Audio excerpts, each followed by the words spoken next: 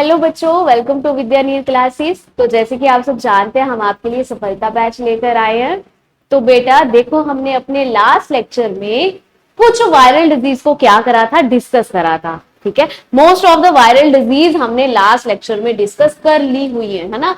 देखो, आज मैंने आपके बोर्ड पर पहले से ही कुछ लिख के रखा है। आपके लिए क्या लिख के रखा है कि बेटा हमने कौन कौन सी ह्यूमन डिजीज को अभी तक पढ़ लिया है। ठीक है, तो बेटा सबसे पहले हमने बैक्टीरियल डिजीजेस डिस्कस करना स्टार्ट करी थी। तो हमने कौन कौन सी स्टार्ट करी? Typhoid, cholera, pneumonia, plague, tetanus, syphilis, tuberculosis, diphtheria और लेप्रोसी। ये सब डिजीज हमने किसमें पढ़ी? बैक्टीरियल डिजीज में अपनी डिस्कस करी थी। ये सारी की सारी डिजीज किसकी वजह से होती है बेटा? बैक्टीरिया की वजह से होती हैं। आपके पास बहुत अलग अलग तरह के बैक्टीरियाज हैं जो अलग अलग तरह की डिजीज को क्या करते हैं?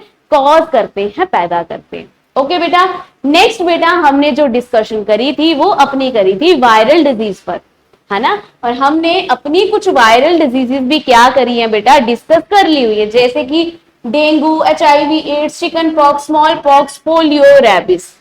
ठीक है, और हमारी अभी तक ना सिर्फ एक ही डिजीज है जो मैं आज डिस्कस करवाऊंगी, वायरल। बाकी सारी ही वायरल डिजीज क्या हो चुकी है बेटा? फिनिश हो चुकी हैं, जहां से तुम्हें एग्जाम में क्वेश्चन बन सकते हैं, सारी इंपॉर्टेंट डिजीज। ओके बेटा, आज हम मम्प्स पढ़ेंगे, उसके बाद हम अपनी प्रोटोजोनल डिजीज को क्या करेंगे बेटा? आज स्टार्ट करेंगे। Okay, clear?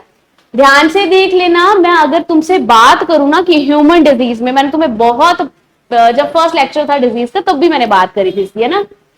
मैंने जिस दिन डिजीज पढ़ाना शुरू करा था, जिस दिन मेरा डिजीज का फर्स्ट लेक्चर था, उस दिन मैंने आपको बताया था कि बेटा सारी डिजीज में अगर मैं तुमसे बोलूं ना कि सबसे इंपॉर्टेंट डिजीज, तो बेटा सबसे इंपॉर्टेंट डिजीज तुम्हारे पास बैक्टीरियल डिजीज और वायरल डिजीज है। बैक्टीरियल और वायरल। बेटा मैंने बार बार जितनी बार तुम्हें यहां से समझाया, बताया कि बेटा पैथोजन सभी के याद रखना, कौन कौन से सिस्टम को इफेक्ट कर रहा है ये याद रखना बेटा, जिस जिसकी वैक्सीनेशन है उसको अच्छे से दिमाग में रखना। बेटा ये बहुत ज्यादा इंपॉर्टेंट है। आप अगर मैक्सिमम एग्जामिनेशन उठाओगे, कोई भी एग्जाम ले लो बेटा, मैक्सिमम एग्जाम जहां पे साइंस का पोर्शन आता है बेटा, वहां पे डिजीज आनी ही आनी है। और डिजीज में से भी बेटा बैक्टीरियल और वायरल डिजीज के पैथोजन पूछे जाते हैं, वैक्सीनेशन पूछी जाती है, कौन कौन से सिस्टम को इफेक्ट कर रहा है, और कुछ जो भी पढ़ाते समय मैंने तुम्हें इंपॉर्टेंट चीजें बताई हैं वो सब पूछी जाते हैं। बेटा ये बहुत इंपॉर्टेंट है। यहां से तुम्हें जितना भी पढ़ाया गया तुमने उसमें से कुछ भी बिना पढ़े एग्जाम देने नहीं जाना। ओके बेटा, नेक्स्ट अब हम अपनी लास्ट वायरल डिजीज को सबसे पहले डिस्कस कर लेते हैं, मम्प्स को। ठीक है बेटा, तो देखो, लिखो, आपके पास आती है मम्प्स। हमारी कितनी डिजीज हो चुकी थी, कितनी वायरल डिजीज हमने डिस्कस कर ली थी बेटा? हमने कोई 6 डिजीज, अपनी वायरल 6 डिजीज क्या करी हुई है, अभी तक डिस्कस करी हुई है। आज हम अपनी 7th और लास्ट वायरल डिजीज को डिस्कस कर रहे हैं, जिसका नाम क्या है बेटा? मम्प्स। क्या बोलते हैं इसको? मम्प्स बोला जाता है। सबसे पहले मम्प्स की बात करें तो मम्प्स का जो पैथोजन होता है, पैथोजन मीन्स ऐसा वायरस जिस वायरस के कारण तुम्हें ये मम्प्स की डिजीज काज हो रही है। ओके, तो बेटा इस मम्प्स का पैथोजन तुम लिख सकते हो पैरामाइक्सो वायरस। पैरामाइक्सो वायरस ये किसका पैथोजन है बेटा? ये है तुम्हारे मम्प्स का पैथोजन। ठीक है, मम्प्स एक वायरल डिजीज है। वायरस के कारण, कौन से वायरस के कारण होती है बेटा? पैरामाइक्सो वायरस के कारण होती है। वही नेक्स्ट बेटा अगर मैं इसके वेक्टर की बात करूं, किसके वेक्टर की बात करूं, तो वेक्टर में क्या रहता है बेटा? अच्छा बच्चा, मुझे एक चीज याद आई। कुछ बच्चों को कल के लेक्चर में एक डाउट था कि मैम आपने चिकन पॉक्स और स्मॉल पॉक्स के वेक्टर डिस्कस नहीं करे, है ना। तो बेटा देख लो, चिकन पॉक्स और जो स्मॉल पॉक्स है ना, उसके वेक्टर क्या होंगे? Person to person. वो कम्युनिकेबल डिजीज है, पर्सन टू पर्सन हैंडशेक करने से। ठीक है, ऐसा पर्सन जिसको पहले से चिकन पॉक्स या फिर क्या है तुम्हारे पास स्मॉल पॉक्स हो चुका है, ठीक है, तो उसके कॉन्टेक्ट में जाओगे, उसके पास बैठोगे, ठीक है, उसके हैंडशेक करोगे, तो उससे ही ये डिजीज तुम्हें फैल जाती है। ओके बेटा, नेक्स्ट देखो हम वेक्टर की बात करते हैं। किसके वेक्टर की बात कर रहे हैं आज हम? मम्प्स के वेक्टर की बात कर रहे हैं। बेटा देखो, जो मम्प्स होता है इसका वेक्टर क्या होता है? Air, water, soil, food. बेटा तुम्हारे पास contaminated air, contaminated water, contaminated food और कंटामिनेटेड सॉइल से, कंटामिनेटेड मीन्स जो गंदे होंगे, मीन्स जिनके अंदर ये वायरस पैदा हो चुका होगा, ऐसी हवा, ऐसा पानी, ऐसा खाना, इसकी वजह से तुम्हें बेटा मम्प्स की डिजीज हो सकती है। क्लियर बेटा यहां तक? नेक्स्ट देखो, अगर हम बोले ये जो मम्प्स की डिजीज है बेटा, इसके इन्फेक्शन क्या है ना, होता क्या है इसमें? बेटा इसमें होता क्या है कि तुम्हारे यहाँ पे होते हैं कुछ सैलिवरी ग्लैंड्स।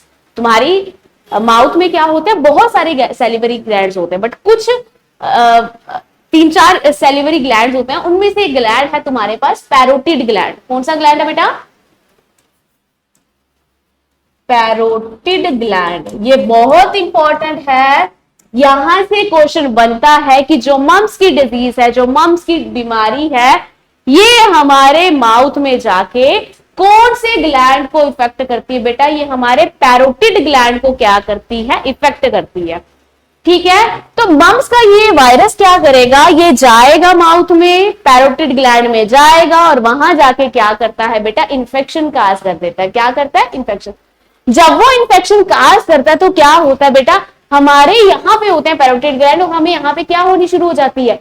स्वेलिंग हो जाती है। क्या होती है? स्वेलिंग। और बहुत ज्यादा क्या होती है? पेन होती है। बचपन में किसी ना किसी को हुए ही होंगे, है ना? तो पैरोटिड ग्लैंड में क्या हो जाता है? और हमारी मम्मा क्या करती है? हमारी मम्मा करते हैं चावल को अच्छे से पेस्ट बनाते हैं चावल का और वो हमें यहाँ पे लगाते हैं, है ना? हमें पेन होती है। याद होगा तुम बच्चों को, बचपन में ऐसा हुआ होगा कभी, है ना? तो देखो पैरोटिड ग्लैंड में क्या रहता है?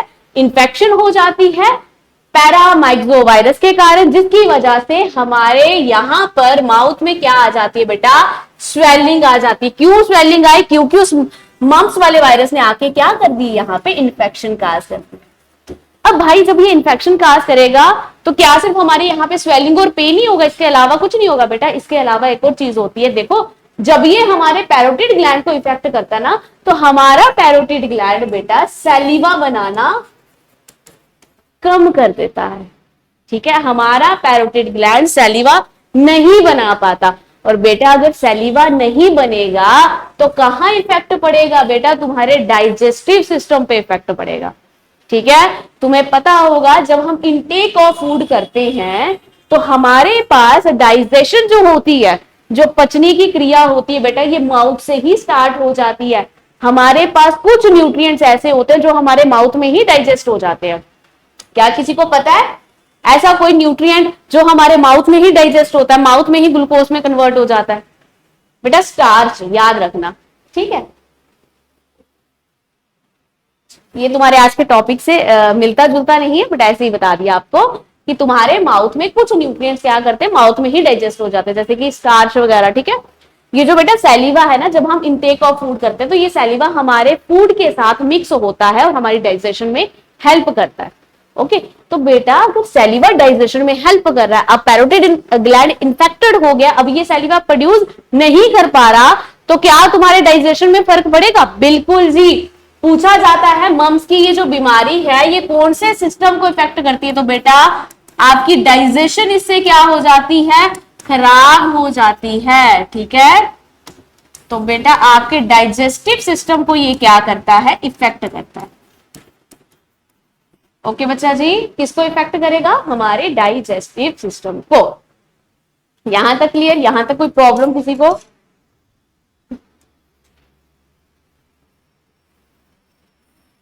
इंपॉर्टेंट है क्वेश्चन, ये इंपॉर्टेंट है बड़ा। ठीक है, मम्स की बीमारी कौन से ग्लैंड को इफेक्ट करती है? बड़ी बार पूछा गया है, पैरोटिड ग्लैंड। ठीक है, नेक्स्ट जो मम्स की बीमारी है कौन से सिस्टम को इफेक्ट करती है बेटा?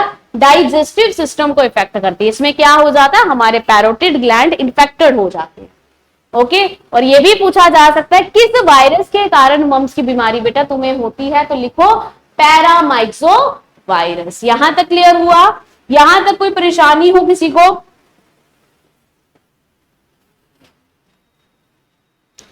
नेक्स्ट देखो बेटा, ये आपकी एक लास्ट वायरल डिजीज थी। कैसी थी? लास्ट वायरल डिजीज, जो हम कल नहीं पढ़ पाए थे। कल हमने कहां तक की बात करी थी? रैबिस तक की बात करी थी, है ना।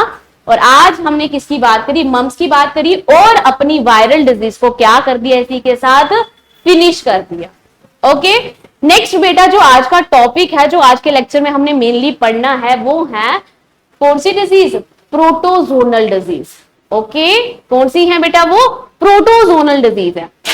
यहां तक किसी को कोई परेशानी हो, याद रखना कि ये जो बैक्टीरियल और वायरल डिजीज है ना बेटा, इनके पैथोजन वगैरह अच्छे से याद रखना, बहुत बहुत बहुत ज्यादा इंपॉर्टेंट है। मैं बार बार यही चीज बोल रही हूँ, ठीक है। नेक्स्ट देखो बेटा, अगर मैं अब तुम्हारे पास ना मेनली दो डिजीज बची जो तुम्हें पढ़नी है। एक तुमने प्रोटोजोनल डिजीज पढ़नी है और एक तुमने फंगल डिजीज पढ़नी है ना।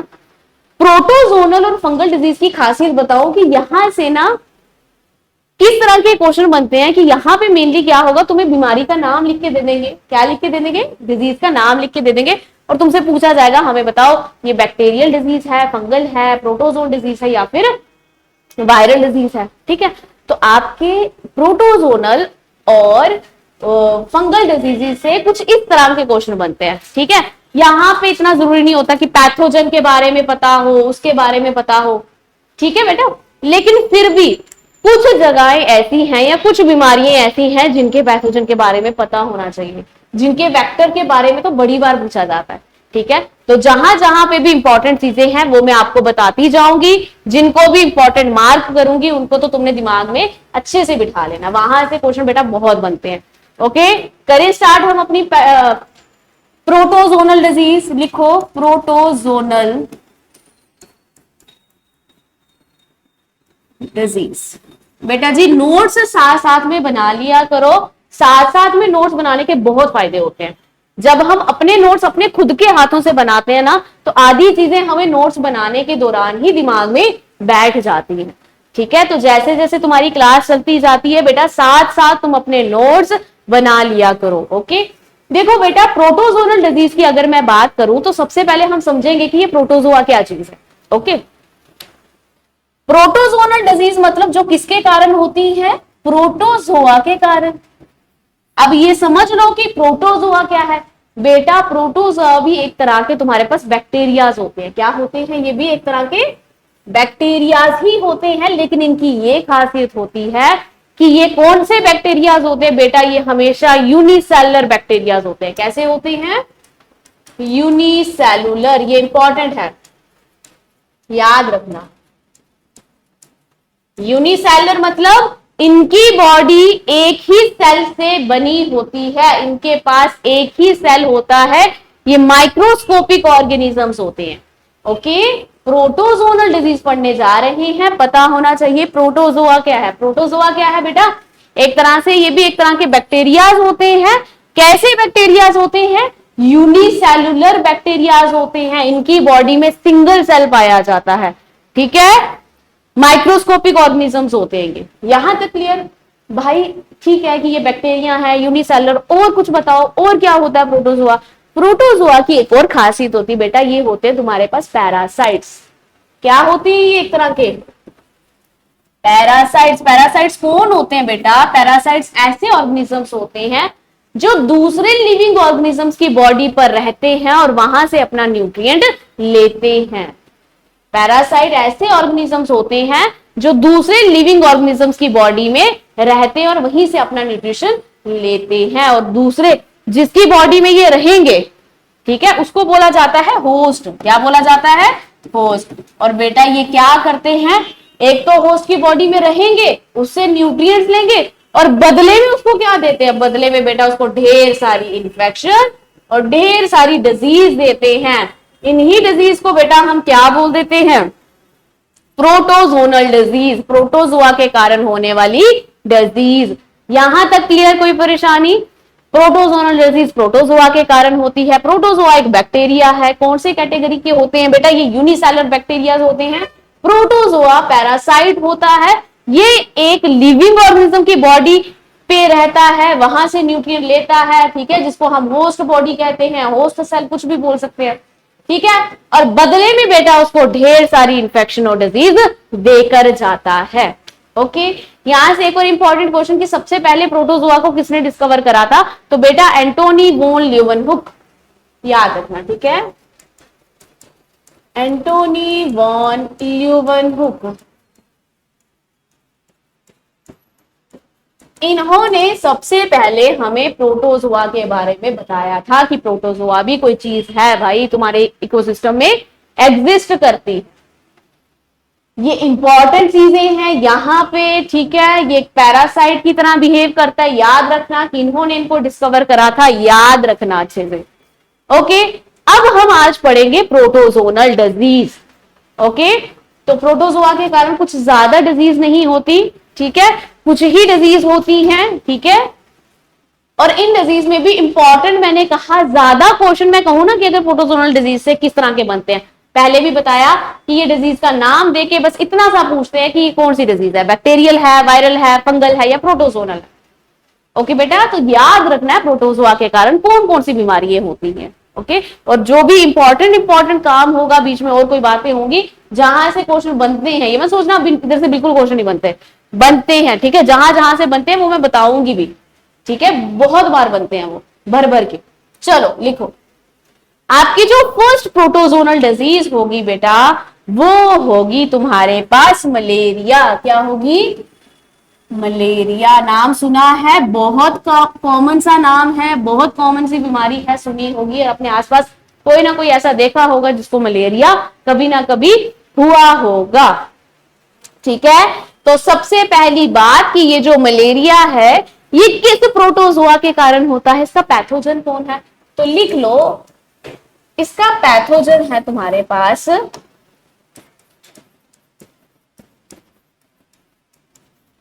प्लाज्मोडियम। बेटा ये इंपॉर्टेंट, मैंने कहा जहां जहां से क्वेश्चन बनने के चांसेस होते हैं, जहां जहां से आज तक बने हैं, जो इंपॉर्टेंट चीजें मैं साथ साथ मार्क करवाऊंगी। इंपॉर्टेंट है, याद रखना कि जो तुम्हारा मलेरिया होता है बेटा किस प्रोटोजोआ के कारण होता है, इसका क्या पैथोजन रहता है, इसका पैथोजन रहता है बेटा प्लाज्मोडियम। यहां तक क्लियर? बेटा नेक्स्ट में अगर बात करूं कि ये जो प्लाज्मोडियम प्रोटोजोआ है ये कहां बनता है, ये है ना, कौन सी जगह पे बनता है ये, बेटा देखो हमारे घर पे अगर मैं बात करूं तो हमारे घर पे डस्टबिन रखा होता है, हमने जो भी कचरा वगैरह होता है बेशक किचन का हो या दूसरा हो हम डस्टबिन में फेंकते हैं। क्या उस डस्टबिन को हम पूरे महीने तक उसी डस्टबिन में और गंद डालते जाते हैं, ऐसा करते हैं? नहीं भाई, हम हर दिन, ठीक है, हर दिन कोशिश करते हैं कि उस डस्टबिन को हम क्या करके आए, उसमें जो गंद है उसको थ्रो करके आए, उसको बाहर फेंक के आए। ऐसा हम क्यों करते हैं बेटा? ऐसा हम इसलिए करते हैं क्योंकि अगर वो गंद, ठीक है, ज्यादा दिन तक पड़ा रहे, ठीक है, उसकी वजह से स्मेल भी हो जाती है। क्यों हो जाती है? क्योंकि बेटा उस गंद के अंदर पनप जाते हैं ये प्लाज्मोडियम प्रोटोजोआ, ठीक है, ये यूनिसेलुलर ऑर्गेनिज्म उसमें डेवलप होना, बनना शुरू हो जाते हैं, पनपना शुरू हो जाते हैं बेटा। इसी को कहते हैं आपके पास पैथोजन किसका? मलेरिया का, प्लाज्मोडियम। पता चला ये कैसे बनेगा? कहीं पे भी गंद कचरे का ढेर है, ज्यादा देर तक रहेगा, ठीक है, वहां पे ये बैक्टीरिया जो है, ये जो प्रोटोजोआ है, ये अपने आप ही वहां पे पनप जाता है, बन जाता है। ओके बेटा, क्लियर यहां तक? नेक्स्ट वेक्टर की बात करें, अगर जो कचरे का ढेर ढूर बताया वो वेक्टर नहीं बताया, उसके थ्रू नहीं तुम्हें फैलता, तुम सुन लेना अब कैसे फैलेगा, ठीक है। हाँ, या ये बैक्टीरिया डायरेक्ट ही तुम्हारे नाक में नहीं चला जाता, देखो कैसे होगा ये बैक्टीरिया, क्योंकि यहाँ पे चांसेस कम होते हैं ऐसे डायरेक्ट फैलने के। क्यों? क्योंकि हम तो भाई अपने घरों में, अपनी सोसाइटी में आसपास सफाई रखते हैं, और जो लोग नहीं रखते उनको तो ये डायरेक्ट भी हो सकता है ना। अब जिसने अपने घर पे डस्टबिन का ढेर रखा होगा, साथ ही में बेड लगाया होगा, ठीक है, उसको तो डायरेक्टली हो जाएगा बेटा, है ना, इन्फेक्शन। लेकिन मोस्ट ऑफ द टाइम अगर हम वेक्टर की बात करें, ठीक है, तो इसको कौन फैलाता है सबसे ज्यादा, तो बेटा वो तुम्हारे पास होती है फीमेल एनाफिलस मॉस्किटो। क्या होती है बेटा वो? Female Anopheles mosquito. मैंने कल बताया था कि जब भी हम वेक्टर्स की बात करेंगे, मॉस्किटो, है ना, मॉस्किटोज की बात करेंगे कि ये मॉस्किटो किसी का वेक्टर है, तो मैंने बोला था वो हमेशा एक फीमेल ही होगी, ठीक है, तो फीमेल एनाफिला मॉस्किटो के थ्रू ही क्या करता है ये प्लाज्मोडियम वेक्टर एक पर्सन से दूसरे पर्सन, या फिर ये मॉस्किटो क्या करती है उस डस्टबिन के ढेर पे बैठती है, वहां से इसको चिपक जाते हैं क्या प्लाज्मोडियम प्रोटोजोआस, वही आती है हमारे पास, हमें बाइट करती है, हमारे खाने पे बैठ जाती है, तो हम भी उस प्रोटोजोआ को क्या कर देते हैं इनटेक कर लेते हैं, जिसकी वजह से हमें क्या हो जाता है बेटा मलेरिया हो जाता है। ठीक है बेटा, नेक्स्ट एक इंपॉर्टेंट सी बात कराऊं, अगर मैं सिम्टम्स पे पहुंचू, पर सिम्टम्स से पहले एक चीज बताती हूँ, ये जो प्लाज्मोडियम है ना, ये जो पैथोजन है ना मलेरिया का, ये एक टाइप का नहीं होता, प्लाज्मोडियम की बड़ी सारी स्पीशीज होती है, प्लाज्मोडियम की बहुत ज्यादा स्पीशीज होती है। पर अगर तुमसे पूछा जाए कि मलेरिया, तो भाई हमने देखा है कई बार बहुत ज्यादा डेंजरस भी हो जाता है, बड़ी ज्यादा क्रूशियल स्टेज भी उसकी पहुंच जाती है ना। तो देखो बेटा, ये जो मलेरिया है आपके पास, एक इसकी फैल्सीपैरम, ये इसकी एक स्पीशीज है, क्या है इसकी एक स्पीशीज है बेटा। अगर प्लाज्मोडियम प्रोटोजोआ की बाकी स्पीशीज आपको क्या कर जाएं बाइट कर जाएं, ठीक है, तो मलेरिया आपको होगा, लेकिन तुम्हें उसमें जो सिम्टम्स हैं वो नॉर्मल दिखते हैं, मतलब इतने ज्यादा तुम्हें खतरनाक वाला मलेरिया नहीं होता। वहीं बेटा अगर तुम्हें प्लाज्मोडियम की ये वाली स्पीशीज क्या कर जाए बॉडी में एंटर कर जाए, ठीक है, तो बेटा मलेरिया जो होता है वो बड़ा क्रूशियल होता है, डेंजरस और खतरनाक वाला मलेरिया उससे तुम्हें होता है। तो एग्जाम में कई बार पूछा जाता है कि कौन सा प्लाज्मोडियम की कौन सी स्पीशीज सबसे ज्यादा खतरनाक मलेरिया काज करती है, तो बेटा वो कौन सी है फैल्सीपैरम, याद रखेंगे सभी बच्चे, इंपॉर्टेंट है। नेक्स्ट देखो बेटा, अगर हम इनकी बात करें कि जो मलेरिया है, मलेरिया हमारी बॉडी में जाके किस ऑर्गन को या किस चीज को इफेक्ट करते हैं बेटा, ये करते हैं हमारे हेमोग्लोबिन पे अटैक। किस पे अटैक करते हैं हेमोग्लोबिन। पता है तुम्हें हेमोग्लोबिन क्या है, ये आरबीसी में पाया जाने वाला एक पिगमेंट है ना, जिसकी वजह से आरबीसी का कलर क्या होता है रेड होता है, रेड ब्लड कॉर्पस्कल्स का, याद होगा तुम्हें बताया गया था, अगर तुमने पढ़ाई करी होगी अच्छे से तो तुम्हें अभी तक याद होगा, है ना। तो देखो बेटा, ये प्लाज्मोडियम हमारे हेमोग्लोबिन पे अटैक कर रहा है, हेमोग्लोबिन पे अटैक कर रहा है मतलब हमारे आरबीसी को रप्चर कर रहा होगा, उसको खराब कर रहा होगा। और बेटा अगर आरबीसी को रप्चर या खराब कर रहा है, आरबीसी की क्या हो जाएगी बॉडी में कमी हो जाएगी, और इससे तुम्हें क्या हो जाएगा, सबसे पहला सिम्टम तुम्हें दिखता है एनीमिया, खून की क्या हो जाती है बेटा कमी। तुम्हें बताया भी गया था कि अगर आरबीसी काउंट कम हो जाता है तो कौन सी डिजीज काज होती है उससे, एनीमिया। याद आया बेटा कुछ पक्का। देखो मलेरिया तुम्हारे पास क्या करेगा, प्लाज्मोडियम हेमोग्लोबिन पर अटैक करेगा, आरबीसी खराब हो जाएंगे, रप्चर हो जाएंगे, और इसी के कारण तुम्हें क्या होगा मलेरिया की वजह से बेटा क्या हो जाता है, एनीमिया हो जाता है। और क्या क्या होता है बेटा, तुम्हें फीवर, तुम्हें हेडेक रहती है, ठीक है, तुम्हें बॉडी एक रहती है, बॉडी में पेन रहती है, ठीक है, इस तरह के कुछ सिम्टम्स होते हैं जो तुम्हें मलेरिया में देखने को मिलते हैं। ओके, तुम्हें तो पता ही है बेटा एनीमिया के कारण, मैंने तुम्हें पहले भी बताया था कि एनीमिया के सिम्टम्स क्या रहते, जिस भी बंदे को अगर एनीमिया हो जाए ना, उसकी बॉडी वीक पड़नी शुरू हो जाती है, कमजोरी हो जाती है ना, वो उठ नहीं पाता, उसके मसल अच्छे से काम, उसको हर टाइम ऐसे ना वो थोड़ा डाउन डाउन सा रहता है ना, मतलब कि उसमें एक्टिवनेस नहीं रहती बॉडी में, ये कुछ सिम्टम होते हैं एनीमिया के कारण। ठीक है, और मलेरिया की वजह से फीवर, हेडेक, बॉडी एक पूरी बॉडी में पेन, हाई फीवर, एनीमिया हो जाएगा, तो ये कुछ सिम्टम है मलेरिया के, तो यही से तुम्हारे क्वेश्चन बन सकते हैं। ठीक है, अच्छा देखो बेटा, मलेरिया की अगर बात करूं तो एक ड्रग आता है, ठीक है, कई बार इसके बारे में पूछा जाता है कि अगर किसी को मलेरिया हो जाए, वो डॉक्टर के पास जाता है, तो डॉक्टर उसको कौन सी ऐसी दवाई देता है, ऐसी कौन सी चीज है जिसकी वजह से उसका जो मलेरिया है वो ठीक हो जाता है। तो बेटा क्विनीन, इसको कहते हैं एंटी मलेरियल ड्रग। क्या कहते हैं, एंटी मलेरियल ड्रग। क्या है तुम्हारे पास एंटी मलेरियल ड्रग, क्विनीन। ठीक है, अच्छा ये इस तरह से खाली क्विनीन नहीं होता, तुम टैबलेट जब लेके आओगे, अगर कभी कोई मलेरिया का पर्स इंसान हुआ है ना, तुमने देखा उसकी दवाई तुम्हें देखने को मिलेगा, उसके ऊपर लिखा होगा क्लोरोक्विनीन, ठीक है, या कुछ इस तरह से कुछ सॉल्ट के साथ ही क्विनीन तुम्हें दिखता है, लेकिन क्विनीन बच्चा दिखता ही दिखता है। क्यों, क्योंकि क्विनीन ही क्या है, एंटी मलेरियल ड्रग इसी की वजह से जो मलेरिया है ये क्या होता है बेटा, खत्म होता है। ओके, ये बहुत इंपॉर्टेंट था मलेरिया। मलेरिया से क्वेश्चन बनते हैं और जहां जहां से बनते हैं मैंने तुम्हें बता दिए। ओके, क्वेश्चन ऐसे आ सकता है, एनीमिया किस डिजीज के कारण होता है ना। और वहां पे तुम्हें पता है एनीमिया जो प्रॉब्लम है बेटा, ये बड़ी सारी चीजों के डेफिशिएंसी, वाइटामिन कुछ पढ़े थे, कुछ वाइटामिन की डेफिशिएंसी के कारण भी एनीमिया हो जाता है, मलेरिया के कारण भी हो जाता है। तो ध्यान रखना अपने ऑप्शंस को, ठीक है, बहुत समझ सोच के ही क्या करना, तो मार्क करना, अच्छे से देखना अपने ऑप्शन सारे।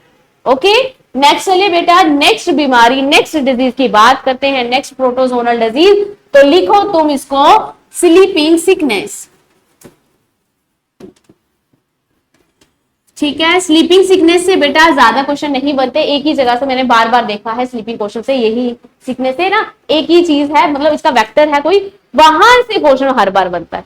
ठीक है, और ज्यादा मैं कहूँ स्लीपिंग सिकनेस से कोई क्वेश्चंस बन रहे हैं तो नहीं बनते। बस इतना याद रखना कि स्लीपिंग सिकनेस एक क्या है, प्रोटोजोनल डिजीज है, और इसका वेक्टर अच्छे से याद रखना बेटा।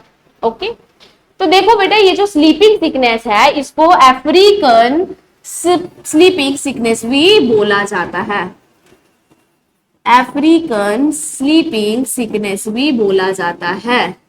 अब बेटा इसको अफ्रीकन इसलिए बोला जाता है क्योंकि आपके पास इन कंट्रीज में इसके जो पैथोजन हैं, ठीक है, वो ज्यादा देखने को मिलते हैं। ठीक है, इसके जो वेक्टर्स हैं ये इस कंट्री में ज्यादा देखने को मिलते हैं, इसलिए इसको क्या बोला जाता है, अफ्रीकन स्लीपिंग सिकनेस भी बोला जाता है। हाँ, हमारे इंडिया में भी कुछ केसेस इसके होते हैं, बट वहां भी बेटा ज्यादा होते हैं। यहां तक लिए, नेक्स्ट लिखो, सबसे पहले पैथोजन की बात करते हैं। ठीक है, आपके पास ट्रिपेनोसोमा, ये क्या है बेटा, स्लीपिंग सिकनेस का पैथोजन।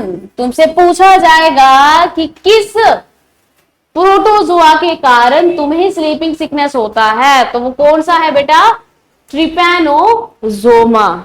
ओके, याद रखना, पूछा जाता है। ठीक है, नेक्स्ट बेटा, अगर हम इसके वेक्टर की बात करें, और मैंने वेक्टर पहले पढ़ाने से पहले ही 2 मिनट पहले बता दिया कि बड़ा इंपॉर्टेंट है, बोला ना, क्योंकि ये क्वेश्चन मैंने बड़ी बार देखे एग्जाम्स में, बहुत दफा। ठीक है, तुमसे पूछा जाएगा स्लीपिंग सिकनेस का वेक्टर कौन है, ऐसा कौन सी चीज है जो इस पैथोजन को, प्रोटोजोआ को फैलाती है पर्सन टू पर्सन, तो बेटा वो होती है आपके पास सी फ्लाई। कौन सी होती है बेटा, ये सी फ्लाई, टी साइलेंट है। ठीक है, टसी फ्लाई मत बोलना इसको। ठीक है, ये सी फ्लाई होती है, टी इसमें क्या है बेटा, साइलेंट है। ठीक है, नेक्स्ट बेटा, अगर हम बात करें कि इसमें होता क्या है, तो ध्यान से सुनना। आपके पास जब भी ये मॉस्किटो, ठीक है, ये जो सी फ्लाई है, ये आपको क्या करेगी बेटा, बाइट करेगी। ठीक है, उस जगह पर आपको घातक वाली हो जाएगी पेन। क्या होती है बेटा, ज्यादा वाली पेन हो जाएगी, और उस एरिया में क्या होनी शुरू हो जाती है बेटा, स्वेलिंग होनी शुरू हो जाती है।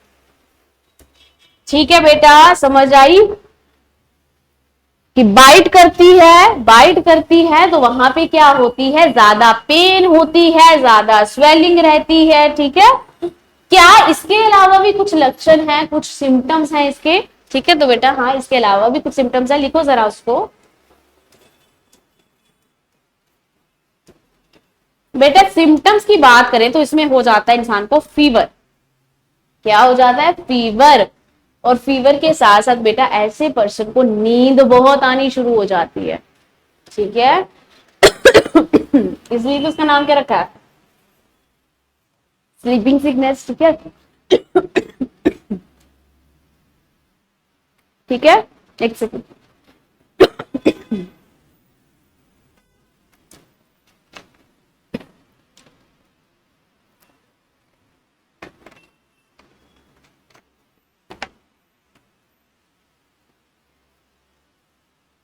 ठीक है बेटा, कहां तक पहुंचे थे हम, स्लीपिंग की बात की थी, सिम्टम्स की बात करी थी कि इसमें एक सिम्टम ये भी होता है कि नींद ज्यादा आती है बेटा, स्लीपिंग ज्यादा आती है। ठीक है, फीवर हो जाता है। ठीक है, साथ साथ में देखो ऐसा पर्सन क्या रहता है बेटा, हमेशा कंफ्यूज रहता है। क्या रहता है, कंफ्यूज सा रहता है। कंफ्यूज होने के साथ साथ अगर ये बीमारी ज्यादा देर तक हमें रहे तो हमारी मेमोरी भी लॉस हो जाती है। क्या हो जाती है बेटा, मेमोरी भी लॉस हो जाती है। साथ ही साथ ऐसे पर्सन के बिहेवियर में भी क्या आनी शुरू हो जाती है, चेंज आनी शुरू हो जाती है, चिड़चिड़ा सा इंसान हो जाता है। ठीक है, तो उसका बिहेवियर भी क्या हो जाता है बेटा, चेंज हो जाता है। ठीक है, तो ये कुछ सिम्टम्स रहते हैं आपके किसके, स्लीपिंग सिकनेस के। ओके, अच्छा बेटा, जब ये स्लीपिंग सिकनेस मैंने कहा बहुत टाइम तक रही, ठीक है, आप डॉक्टर के पास दवा लेने नहीं गए, फिर ये अपनी क्रूशियल स्टेज पे पहुंच जाती है। स्टार्टिंग के सिम्टम यही होते हैं, फीवर, कंफ्यूज रहेगा, नींद ज्यादा आएगी, मेमोरी लॉस हो जाएगी इस पर्सन की। ठीक है, उसका बिहेवियर कैसा हो जाएगा, चेंज सा होना शुरू हो जाएगा, चिड़चिड़ा हो जाएगा। ठीक है, उसके बाद बेटा अगर ये ज्यादा टाइम तक तुम्हें रहती है, ठीक है, तो फिर क्या होता है, तुम्हारे स्प्लीन में, तुम्हारी बॉडी में एक ऑर्गन है स्प्लीन, उस स्प्लीन में बेटा स्वेलिंग शुरू हो जाती है। ठीक है बेटा, जब इसमें स्वेलिंग आती है तो इसकी स्वेलिंग की वजह से तुम्हारे हार्ट फेल होने के भी चांसेस होते हैं। ठीक है, क्लियर बेटा यहाँ पे कि अगर ये क्रूशियल स्टेज पे पहुंच जाएगा तो स्प्लीन भी इफेक्ट होता है, जिसमें स्वेलिंग आ जाती है, इन्फेक्शन हो जाती है, और स्प्लीन के पास ही हार्ट होता है, तो हार्ट फेल होने के चांसेस भी इस स्लीपिंग सिकनेस डिजीज में तुम्हारे पास रहते हैं। ठीक है, यहां से इंपॉर्टेंट दो ही चीजें बेटा, तुमने एक पैथोजन और वेक्टर ही याद रखना है किसका, इस स्लीपिंग सिकनेस का, बहुत इंपॉर्टेंट है। यहां तक क्लियर। नेक्स्ट अब हम अपनी थर्ड डिजीज, थर्ड प्रोटोजोनल डिजीज क्या करेंगे, डिस्कस करेंगे। ठीक है, कौन सी है वो लिखो, आपके पास है काला अजार। ठीक है, या फिर जिसको क्या कहा जाता है बेटा, दमदम फीवर भी बोला जाता। ओके, थर्ड डिजीज हमारे पास आती है काला अजार या फिर दमदम फीवर। याद रखना कि जो दमदम फीवर है या फिर काला अजार है बेटा, कौन सी डिजीज है ये, किसके कारण होती है, एक प्रोटोजोआ के कारण। ठीक है, प्रोटोजोनल डिजीज है, किसके कारण होती है, एक प्रोटोजोआ के कारण। कौन से प्रोटोजोआ के कारण होती है, तो लिखो ये होती है बेटा लेशमैनिया के कारण। क्या नाम है उस प्रोटोजोआ का, लेशमैनिया, इंपॉर्टेंट है, याद रखना। ठीक है, कालाजार किसकी वजह से होगा, किस प्रोटोजोआ की वजह से होगा, लेशमैनिया के कारण होगा। नेक्स्ट बेटा, इसके वेक्टर की बात करें तो वेक्टर भी इसका इंपॉर्टेंट है, इसका वेक्टर है बेटा सैंड फ्लाई।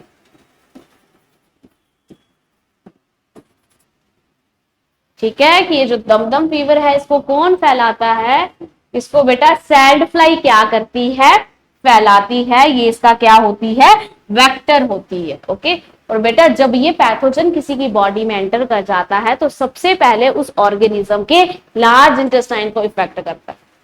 लार्ज इंटेस्टाइन को अच्छे से डैमेज करने के बाद कहां जाता है बेटा, ये लीवर के पास जाता है उसको इफेक्ट करने।